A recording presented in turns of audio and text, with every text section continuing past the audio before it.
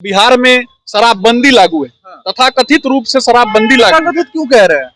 मैं तथाकथित इसलिए बोल रहा हूँ क्योंकि जब बिहार में, मैं आपको बता रहा हूँ कि खुलेआम यहाँ सड़कों पर शराब का कारोबार होता है। एक व्यक्ति जब बिहार का मुख्यमंत्री था तो उसने अपने बच्चे को ही नहीं पढ़ाया, उसके बच्चे ही 9वीं कक्षा फेल रहे हैं और उसने अपने बच्चों को नहीं पढ़ाया और पूरे बिहार को सांकेतिक रूप से यह दिखाया कि देखो मैं अपने बच्चों को ही नहीं पढ़ाता हूँ, और शिक्षा व्यवस्था जो है वो चौपट करके रख दिया।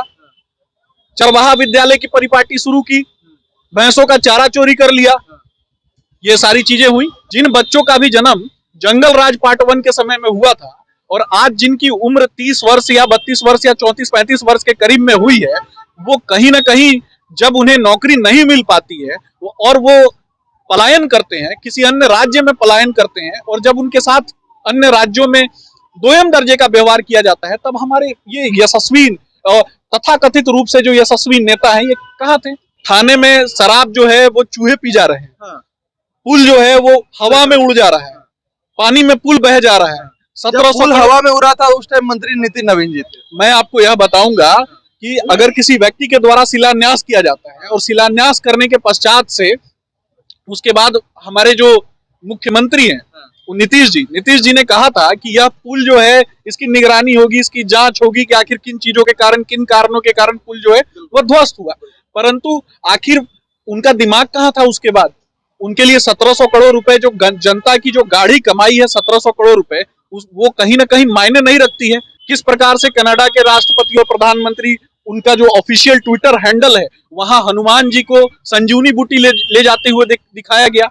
वसुधैव कुटुंबकम की नीति पर चलने वाली भारतीय जनता पार्टी, सबके साथ सबके विकास की धारणा को लेकर के आगे बढ़ने वाली भारतीय जनता पार्टी बिहार के प्रत्येक नागरिक के लिए, राज्य के प्रत्येक नागरिक के लिए, देश के प्रत्येक नागरिक के लिए, युवाओं के लिए, माताओं के लिए, बहनों के लिए, बुजुर्गों के लिए, सभी के लिए कहीं ना कहीं एक सोच रखती है।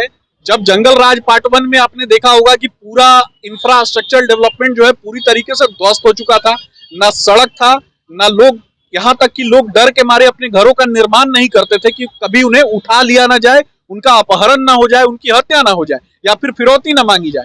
परंतु उसके बाद जब भारतीय जनता पार्टी शासनकाल में आती है और नीतीश जी को चेहरा बनाती है, तो कहीं ना कहीं हमारी उम्मीद थी कि नीतीश जी जो है वो सुशासन की सरकार चलाएंगे और भारतीय जनता पार्टी के कार्यकर्ता, भारतीय जनता पार्टी के नेता जो हैं वो सभी मिलकर एक अच्छा कार्य करेंगे।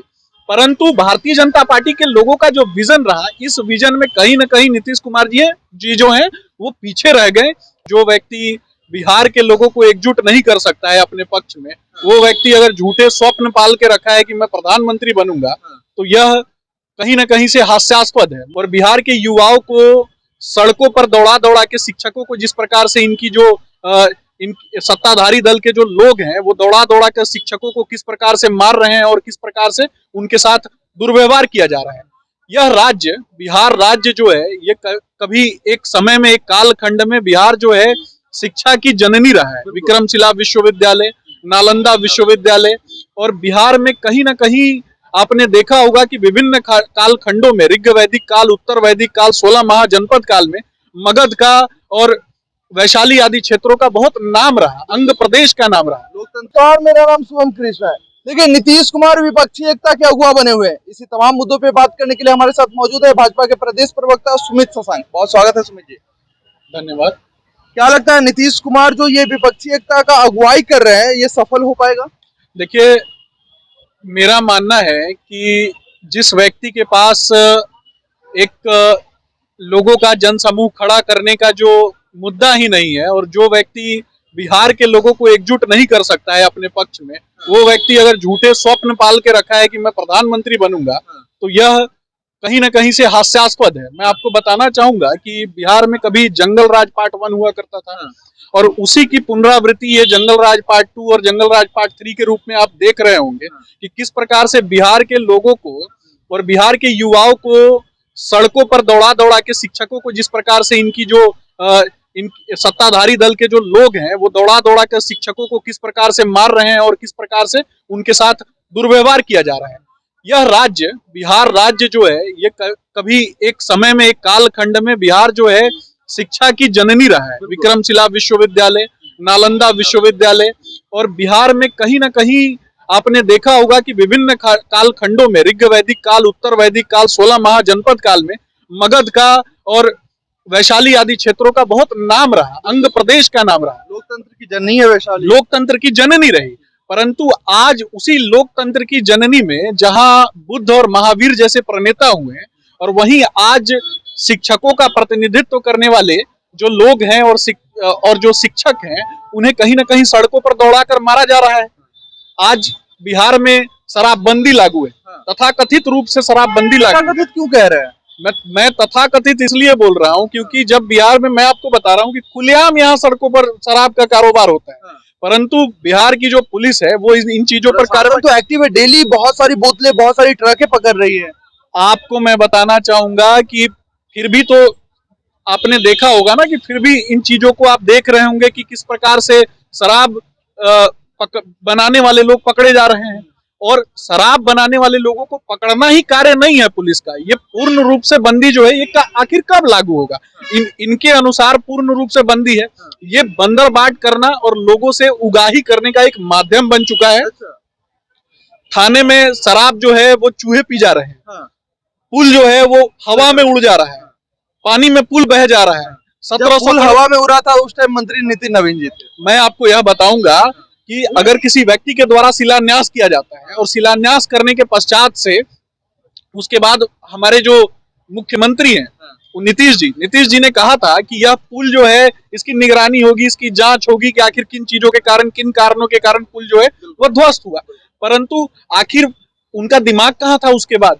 उनके लिए 1700 करोड़ रुपए जो जनता की जो गाढ़ी कमाई है, 1700 करोड़ रुपए, वो कहीं ना कहीं मायने नहीं रखती है। बिहार की जनता आज जिस प्रकार से शोषण अभाव में ग्रस्त है, इन्होंने विगत कई वर्षों से, ये बड़े भाई और छोटे भाई ने मिलकर बिहार की जनता के लिए कुछ भी नहीं किया। एक व्यक्ति बिहार का, जब जंगल राज पार्ट 1 की मैं बात करूंगा, एक व्यक्ति जब बिहार का मुख्यमंत्री था तो उसने अपने बच्चे को ही नहीं पढ़ाया, उसके बच्चे ही 9वीं कक्षा फेल रहे हैं, और उसने अपने बच्चों को नहीं पढ़ाया और पूरे बिहार को सांकेतिक रूप से यह दिखाया कि देखो मैं अपने बच्चों को ही नहीं पढ़ाता हूं, और शिक्षा व्यवस्था जो है वो चौपट करके रख दिया। चरवाहा विद्यालय की परिपाटी शुरू की, भैंसों का चारा चोरी कर लिया, ये सारी चीजें हुई। उसके बाद इनके छोटे भाई आए, इन्होंने कोई कार्य नहीं किया बिहार में। बिहार के युवा आज भी पलायन करते हैं, अन्य राज्यों में जाते हैं, जहां अन्य राज्यों में कहीं ना कहीं उन्हें दुर्व्यवहार का सामना करना पड़ता है। अगर बिहार के युवा कहीं बाहर जाके कार्य कर रहे हैं और एक तरीके से इनको बिहार को मजदूर सप्लाई का एक बड़ा साधन बना दिया गया है, आखिर कब बिहार पुनः उस स्थान पर, गौरवशाली स्थान पर पहुंचेगा जब बिहार से शिक्षा का संचार हुआ करता था, शिक्षा का प्रसार हुआ करता। रोकना चाहूंगा, जब नीतीश कुमार दोषी है तो भाजपा दोषी नहीं है क्या? भाजपा आरजेडी से ज्यादा समय तक जो है नीतीश कुमार के सहयोगी के रूप में बिहार में काम कर रही है। देखिए, मैं आपको बताना चाहूंगा कि ये जो सुशासन बाबू का जो तथाकथित चेहरा जो सामने कहीं ना कहीं से प्रदर्शित होता है, ये सुशासन की सरकार ये अपने घर से लेकर के नहीं आए थे।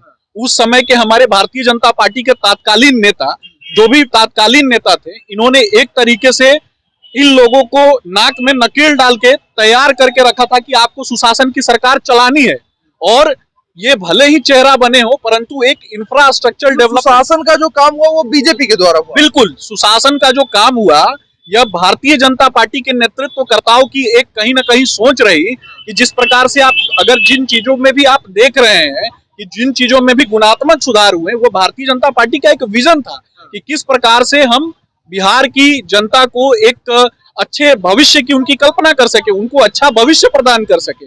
जब जंगल राज पार्ट 1 में आपने देखा होगा कि पूरा इंफ्रास्ट्रक्चर डेवलपमेंट जो है पूरी तरीके से ध्वस्त हो चुका था, ना सड़क था, ना लोग, यहाँ तक कि लोग डर के मारे अपने घरों का निर्माण नहीं करते थे कि कभी उन्हें उठा लिया ना जाए, उनका अपहरण ना हो जाए, उनकी हत्या ना हो जाए, या फिर फिरौती ना मांगी जाए। परंतु उसके बाद जब भारतीय जनता पार्टी शासनकाल में आती है और नीतीश जी को चेहरा बनाती है, तो कहीं ना कहीं हमारी उम्मीद थी कि नीतीश जी जो है वो सुशासन की सरकार चलाएंगे और भारतीय जनता पार्टी के कार्यकर्ता, भारतीय जनता पार्टी के नेता जो हैं वो सभी मिलकर एक अच्छा कार्य करेंगे।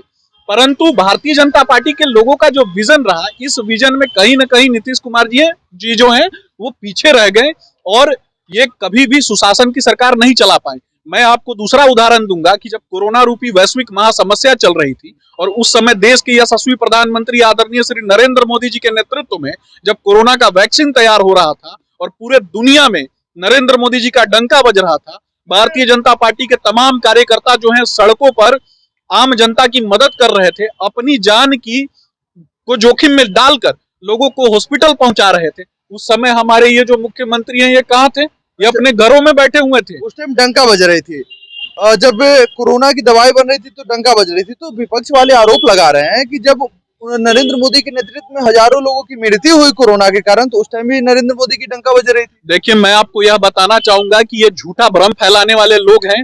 अगर कोरोना का वैक्सीन नहीं बना होता तो मैं आपको बताना चाहूंगा कि इस देश में हजारों नहीं लाखों लोगों की मृत्यु होती, परंतु अगर वो संख्या कुछ लोगों तक ही अगर सीमित रही तो इसका योगदान आपको पूरे विश्व में आपने देखा होगा। मैं आपको बताऊंगा कि किस प्रकार से कनाडा के राष्ट्रपति और प्रधानमंत्री, उनका जो ऑफिशियल ट्विटर हैंडल है, वहां हनुमान जी को संजीवनी बूटी ले जाते हुए दिखाया गया। वसुधैव कुटुंबकम की नीति पर चलने वाली भारतीय जनता पार्टी, सबके साथ सबके विकास की धारणा को लेकर के आगे बढ़ने वाली भारतीय जनता पार्टी बिहार के प्रत्येक नागरिक के लिए, राज्य के प्रत्येक नागरिक के लिए, देश के प्रत्येक नागरिक के लिए, युवाओं के लिए, माताओं के लिए, बहनों के लिए, बुजुर्गों के लिए, सभी के लिए कहीं ना कहीं एक सोच रखती है कि किस प्रकार से हम सबका विकास कर सके। ये धरती नहीं है, हमारी माँ है और हम इसको माँ की तरह मानते हैं और माँ का विकास जो है और माँ के आंचल पर कोई दाग नहीं आने देंगे। परंतु ये लोग जो है ये संसाधनों का बंदरबाट करने में लगे हुए हैं। संसाधनों का जिस प्रकार से ये लोग बंदरबाट कर रहे हैं और राज्य की जनता के लिए नहीं सोच रहे हैं। आज मैं आपको बताऊंगा कि जिन बच्चों का भी जन्म जंगल राज पार्ट 1 के समय में हुआ था और आज जिनकी उम्र 30 वर्ष या 32 वर्ष या 34-35 वर्ष के करीब में हुई है, वो कहीं ना कहीं जब उन्हें नौकरी नहीं मिल पाती है और वो पलायन करते हैं, किसी अन्य राज्य में पलायन करते हैं और जब उनके साथ अन्य राज्यों में दोयम दर्जे का व्यवहार किया जाता है, तब हमारे ये यशस्वी तथाकथित रूप से जो यशस्वी नेता है ये कहाँ थे? केंद्र में तो आपकी सरकार है। मैं आपको बिहार के साथ जो ये रवैया होता है इसको तो आप लोग रुकवा सकते हैं। मैं आपको बताना चाहूंगा कि जब तक राज्य में पूर्ण रूप से भारतीय जनता पार्टी की सरकार नहीं बनेगी तब तक इन चीजों को रोक पाना जो है वो कहीं ना कहीं कठिन है। और देश के यशस्वी प्रधानमंत्री आदरणीय श्री नरेंद्र मोदी जी के नेतृत्व में बिहार की जनता के लिए और संपूर्ण भारत की जनता के लिए वो स्नेह रखते हैं और बिहार की जनता के लिए भी विशेष स्नेह रखते हैं। मैं आपको बताऊंगा कि बिहार ये एक जननी है, लोकतंत्र की जननी है। यहाँ सब बिहारियों के अंदर वो नैसर्गिक गुण है कि अगर हमें चांद पर भी जाकर के काम करना हो और अपनी मेहनत से अपना डंका बजाना हो तो बिहारी उसके लिए भी तैयार रहते हैं। परंतु कहीं ना कहीं इंफ्रास्ट्रक्चर डेवलपमेंट की आवश्यकता है। मैं आपको बताऊंगा कि जिस प्रकार से द्वितीयक सेक्टर, प्राथमिक, द्वितीयक और तृतीयक, यानी द्वितीयक सेक्टर का जिस प्रकार से विकास नहीं हुआ बिहार में, इन लोगों ने क्या किया? उद्योग के क्षेत्र में कोई कार्य ही नहीं किए गए। आज बिहार जो है, आधा बिहार बाढ़ ग्रसित है और आधा बिहार जो है कहीं ना कहीं सूखा ग्रसित है। तो आप मुझे बताएं कि किस प्रकार से एक बिहारी व्यक्ति, एक बिहारी बच्चा, मध्यम वर्गीय परिवार से आने वाला बच्चा, कहीं ना कहीं उन लोगों के सपने जो है मर रहे हैं और उनके सपनों को जीवंत करना जो है वो कहीं ना कहीं हमारी भूमिका है। अगर हम लोग अपने आप को राजनीतिज्ञ कहते हैं तो हमें उन बच्चों के भविष्य को मरने नहीं देना है। 24 में नीतीश कुमार को कहां देखते हैं? जीरो पर देखते हैं। जीरो पे देखते हैं? बिल्कुल। वो कह रहे बीजेपी को उखाड़ फेंकेंगे और आप कह रहे जीरो पे देखते हैं। देखिए, व्यक्ति का जब मानसिक स्थिति सही नहीं होता है और व्यक्ति जो है वो भ्रम में होता है तो वो इसी प्रकार की बातें करता है।